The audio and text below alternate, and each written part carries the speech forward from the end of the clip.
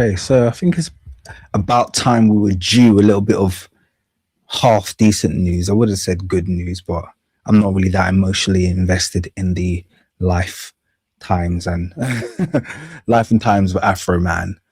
But it was a little bit of good news to hear that someone had actually defeated law enforcement in America, who are increasingly becoming an untouchable class of scoundrels, the worst criminals possibly on the planet Earth. Literally, they commit every single crime imaginable with total impunity. They unalive people on camera. They commit their sexual deviance. They're thieves. They're horrendous. They commit horrendous assaults. They abuse their power. They kidnap. They torture. Literally, in America, the police are the worst human beings, the most open gang and most unanswerable gang on the planet Earth. So it's nice to see them lose, even if it's a small loss, even if it's a tiny L. And I don't think this L is a massive W, like I guess some people are perceiving it, because I think the police not or being Afroman being found not guilty is not the same as the police being found guilty, which is really what should happen in this case. They are guilty of abusing their power. They're guilty of theft. They're guilty of the usual crimes they do. And once again, as far as I know, although I could be incorrect, no one has been made to answer for these crimes. So it's just a little bit of the same old, same old. But let's check this out. I know I'm a bit late to this news, but you know, it will still be good for us to review. So let's do just that. A jury has sided with the rapper Afroman in the civil lawsuit filed against him by Adams County deputies. WCPO 90's reporter Jay Shakur is live outside the courthouse tonight. This verdict, Jay, was read right about 30 minutes ago, and you spoke to Afroman as he was leaving. What's his reaction? That's right. Afroman had a very emotional reaction. The jury, as you mentioned, siding with the rapper Afroman, whose real name is Joseph Foreman, in this case. Here's video from inside the courtroom as this case went on. During closing arguments, the attorney representing the deputies in this case claimed Afroman intentionally lied about and defamed the deputies in his songs, but Afroman's attorneys maintained throughout this trial it is his right to say what he wants to say. This goes back to 2022 when Afroman... And this just shows you how casually and how used to getting away with crimes the police in America are.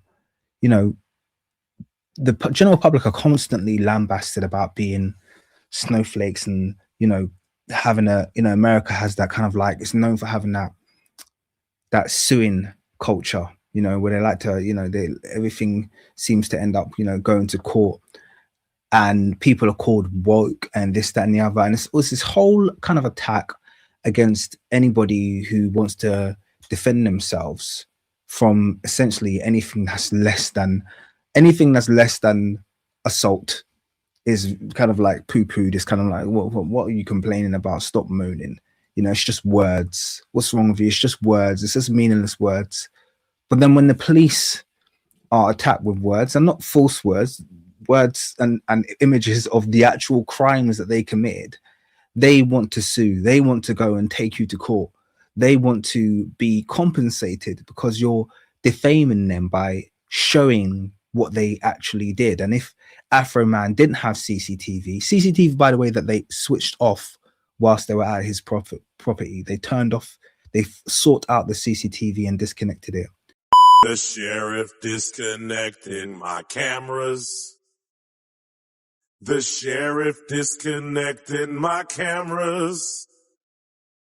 The sheriff should be locked up in slammers. The Adams...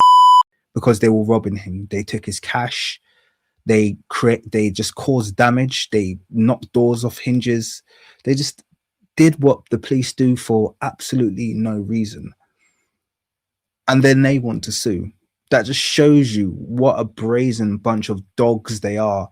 And they get away with it in the States. I mean, for all intents and purposes, they've got away with it. So this is why I'm saying it's not really a victory. Okay, yes, Afroman hasn't been successfully sued, and yes, Afroman hasn't gone to prison, but he didn't deserve to be sued in the first place. This should be the other way around. This should be the trial of whatever this county, you know, whatever county these sheriffs belong to.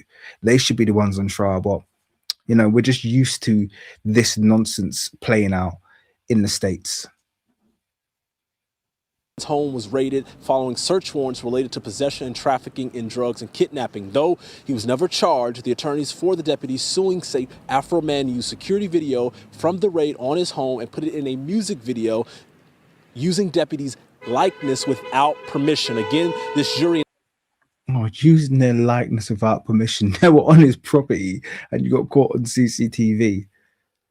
What permission did you have to conduct yourselves in the way that you did? Because like Afroman highlighted in the song itself, he shows the warrant that they had, and the warrant that they had was for narcotics and kidnapping, and yet they were confiscating, they were stealing money from his house. They were searching through things which clearly did not contain narcotics or people.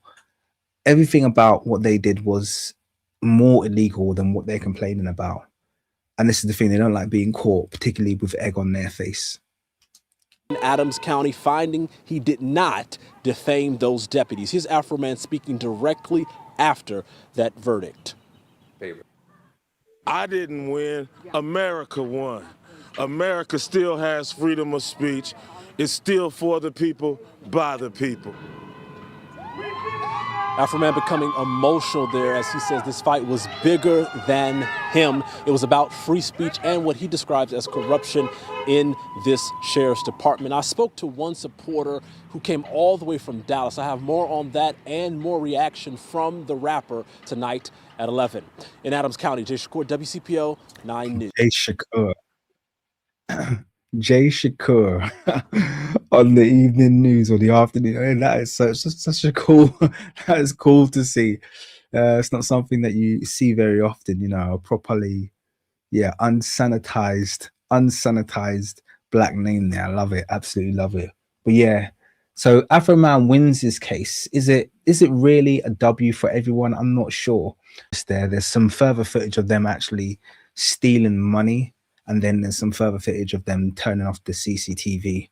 But yeah, all in all, at the end of the day, it's the case that Afroman managed to win this particular case. The cops who were trying to get him for defamation didn't succeed. The jury sided with Afroman.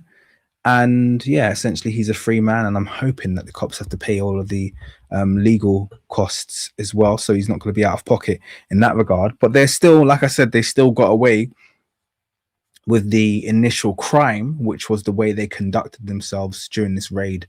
And then no one's even talking about the legality of the raid itself. How did it come about? You know, he's questioned, and I'm sure the finger is going to be pointed firmly at the sheriff of that police department. I bet you they just have, you know, they just see having a rapper in their jurisdiction as an opportunity for free money, trumped up charges and free money. This is America, man. What a horrible, horrible place. You know, God bless Americans and God bless America, man. I feel sorry for you guys, man. You live in the worst country on the planet Earth. But yeah, there you go. Afroman, shout out to you.